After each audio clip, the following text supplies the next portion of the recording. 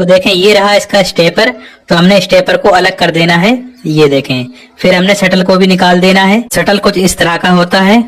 दोस्तों जैसा कि आप देख सकते हैं ये अम्ब्रेला मशीन का शटल है। तो आज के इस वीडियो में हम आपको बताएंगे अगर आपने अपनी मशीन में नया शटल लगाना है तो कैसे लगाना चाहिए, या अगर आपके शटल की टाइमिंग आउट हो गई है या गज की टाइमिंग आउट है तो आपने गज शटल की सेटिंग कैसे करना है। तो शटल खोलने के लिए निडल प्लेट वाले दोनों स्क्रू खोल देने हैं। जब तक आप फटाफट से वीडियो को लाइक करके शेयर भी कर दीजिए। फिर ये प्लेट भी निकाल देंगे। फिर हमने प्रेशर फुट भी खोल देना है। निडल को ऊपर करेंगे, इस तरह से प्रेशर फुट को निकाल देंगे। ये वाली प्लेट भी निकाल देंगे इस तरह से।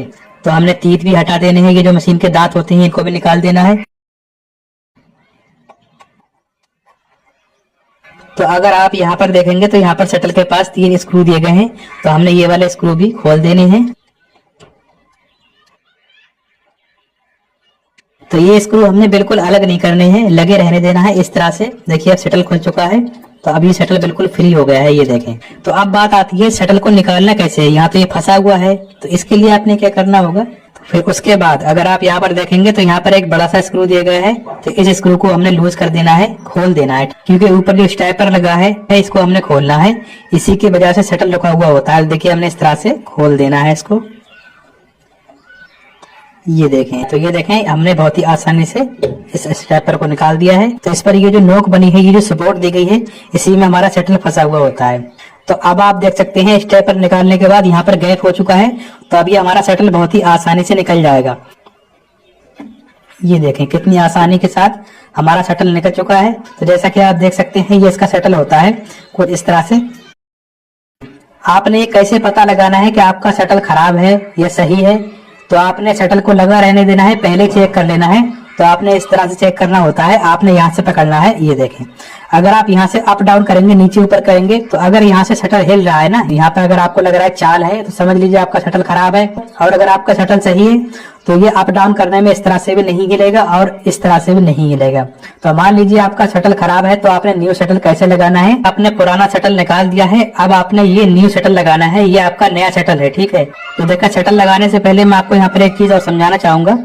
तो ये जो स्टेपर होता है, ये स्टेपर इस तरह से फंसता है, ये शटल को रोक कर रखता है। इस शटल को इस तरह से यहाँ से रोक दी है, ये देखें। कि हमने सबसे पहले क्या करना होगा, शटल लगाना होगा।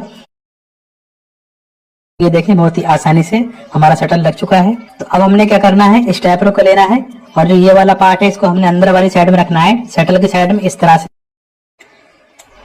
तो पहले हमने स्टेपर को लगा देना है जिस तरह से पहले लगा हुआ।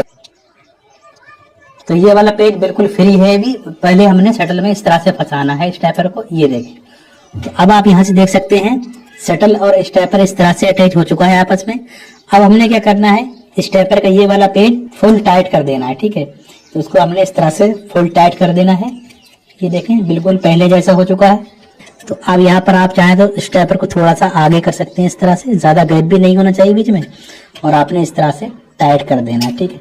तो आप देखें शटल तो यहाँ पर अटैच हो चुका है। अब इसकी टाइमिंग कैसे मिलानी है वो आपको जानना बहुत जरूरी है।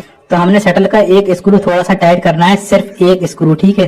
फुल टाइट नहीं करना है, थोड़ा टाइट करेंगे ताकि शटल ज्यादा फ्री ना रहे और हाथ से आसानी से घूमता भी रहे। तो शटल की टाइमिंग मिलाने से पहले आपने यहाँ पर एक चीज और चेक करनी होगी। आपने यहाँ पर ये चेक करना होगा, ये जो निडल होती है, ये जो निडल वाली रॉड होती है, कई बार क्या होता है ये रॉड ऊपर नीचे हो जाती है। तो हमने ये देखना है ये रॉड ठीक है, ऊपर या नीचे तो नहीं है। तो हमने यहाँ पर चेक करना होगा। हम निडल को फुल नीचे लेकर आएंगे, इस तरह से हमने देखना है हमारी निडल जो है वो यहाँ पर नीचे दिख रही है नहीं दिख रही है। तो ये निडल कितनी दिखनी चाहिए, जो निडल का होल होता है ना, तो यहाँ से जो शटल है इस शटल के नीचे करीब 1 या 1.5 सूत निडल नीचे होनी चाहिए। तो जो निडल का होल होता है वो थोड़ा सा सामने दिखना चाहिए। अगर ये निडल ऊपर है या नीचे है तो आपने इसको कैसे करना है। तो अगर आप यहाँ पर देखेंगे तो देखिए यहाँ पर एक स्क्रू दिया गया है। पहले हमने इस स्क्रू को लूज करना है, तो हमने इसको पहले तो लूज कर देना है। अब देखें हम यहाँ पर निडल को ऊपर नीचे कर सकते हैं। तो हमने क्या करना होगा, जो ये वाला पार्ट होता है, अब हमने इस पार्ट को नीचे लेकर आना है इस तरह से। ये देखिए बिल्कुल नीचे आ चुका है ना।